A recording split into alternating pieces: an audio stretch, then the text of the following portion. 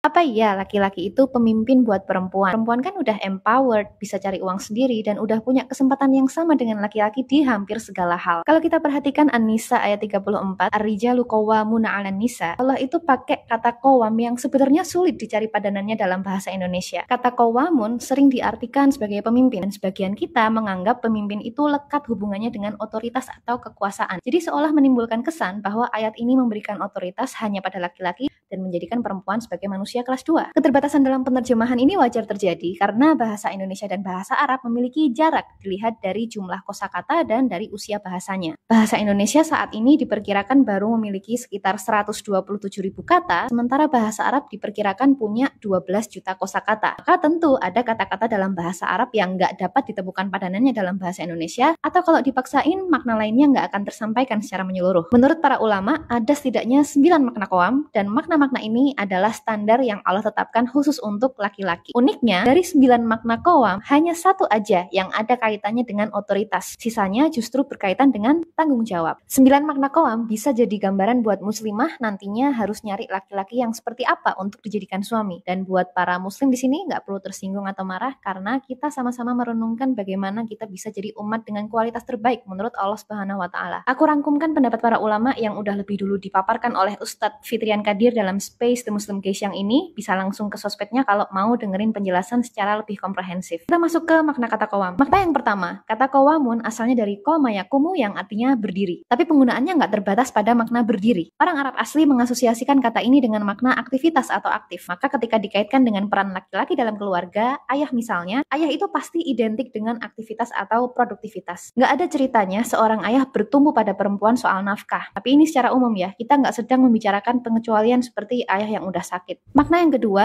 nggak hanya aktif di luar rumah, tetapi juga di dalam rumah dan membuat orang lain aktif. Ini udah dicontohkan Rasulullah SAW. Aisyah radhiyallahu taala anha pernah menceritakan bahwasannya Rasulullah itu membantu istrinya. Beliau memperbaiki sandalnya, menjahit bajunya, dan mengangkat air dari ember. Jadi meskipun katakanlah laki-laki sebagai suami udah kerja di luar rumah, tapi ketika di rumah dia juga masih punya tanggung jawab untuk ngajak main anak, mendidik, dan sebagainya. Kalau di rumah malah jadi pasif, nggak ngerti kepribadian anggota keluarganya yang lain, berarti dipertanyakan nih kiwamahnya. Makna yang ketiga, kalau orang Arab dengar kata qoma, misalnya dalam qomal amir, itu berarti seorang pemimpin turun tangan mengurusi urusan rakyatnya. Jadi kalau Allah mengatakan ar-rijalu qawwamuna 'alan nisa, itu berarti semua urusan perempuan di dalam rumah itu adalah tanggung jawab laki-laki. Jadi penolong, pembela, pengayom bagi perempuan. Makna yang keempat, qawam artinya nidhamus syai' wa imaduhu, atau pilar dan tiang yang kokoh untuk suatu bangunan. Sebuah bangunan itu atapnya bisa aja rusak, tapi pilar tetap kokoh berdiri. Maka ketika seisi rumah lagi stres, lagi banyak masalah, laki-laki sebagai qawam itu tetap kokoh berdiri, jadi sandaran untuk perempuan yang ada di rumah itu. Makna yang kelima, orang Arab juga mengasosiasikan kata qawam dengan makanan pokok. Kebutuhan pokok itu mutlak jadi tanggung jawab seorang qawam dan harus dibelanjakan dengan pendapatan laki-laki. Laki-laki secara umum, mau istrinya punya gaji 2 digit sekalipun, nggak gugur kewajibannya untuk memenuhi kebutuhan pokok. Makna qawam yang keenam, adil, atau menempatkan segala sesuatu pada tempatnya. Ini ada kaitannya dengan firman Allah pada surah Al-Furqan ayat 67, walladzina idza anfaqu lam yusrifu wa lam yaqturu wa kana baina dzalika qawama. Orang-orang yang ketika membelanjakan harta, mereka nggak berlebihan dan juga nggak pelit, dan di antara keduanya itu qawama atau di tengah-tengah, adil. Seorang qawam harus bisa bersikap adil. Makna yang ketujuh,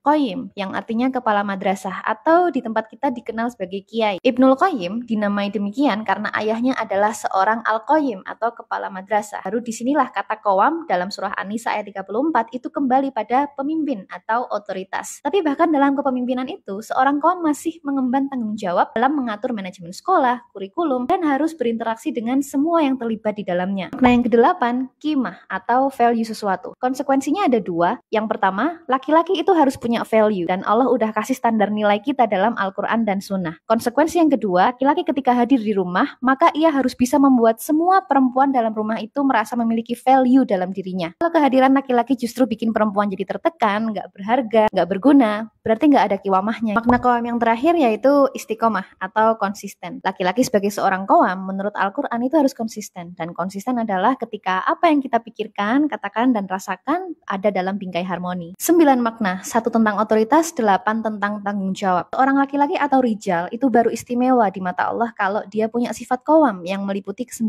makna tadi. Bahkan dalam An-Nisa ayat 34, Allah itu baru berbicara tentang standar laki-laki secara umum, bukan laki-laki soleh. Maka nggak mengherankan kalau seorang laki-laki bisa memenuhi ke-9 makna tadi, wanitanya pasti solihah. Di lanjutan ayatnya, Allah langsung pakai kata as-solihat, fas-solihatu qanitatun hafidhatun, dan seterusnya. 2 ayat sebelum An-Nisa ayat 34, Allah udah lebih dulu ngasih nasihat. Wala tatamannaw ma faddalallahu ba'dakum ala ba' lirrijali nasibum mimmaktasabu walin nisa'i nasibum mimmaktasaban. Nggak perlu iri hati satu sama lain karena Allah sudah melebihkan laki-laki dalam hal-hal tertentu dan perempuan dalam hal-hal tertentu lainnya. Kesemuanya bukan untuk dijadikan persaingan, tapi agar setiap laki-laki dan perempuan maksimal melakukan perannya. Sebagai perempuan, ketika aku tahu seberat apa tanggung jawab yang Allah bebankan di pundak laki-laki, aku nggak lagi mempertanyakan kenapa istri harus taat sama suami dalam bingkai syariat, kenapa laki-laki dapat bagian lebih banyak dalam hal waris, dan aku juga nggak lagi menganggap solusi dari kekacauan rumah tangga adalah dengan menyamaratakan pembagian kerja perempuan dan laki-laki sampai mengabaikan fitrah, tapi dengan menuntut ketaatan pada laki-laki dan menghujamkan nilai-nilai Al-Quran dan Sunnah dalam keluarga. Silakan diskusi yang sopan di kolom komentar dan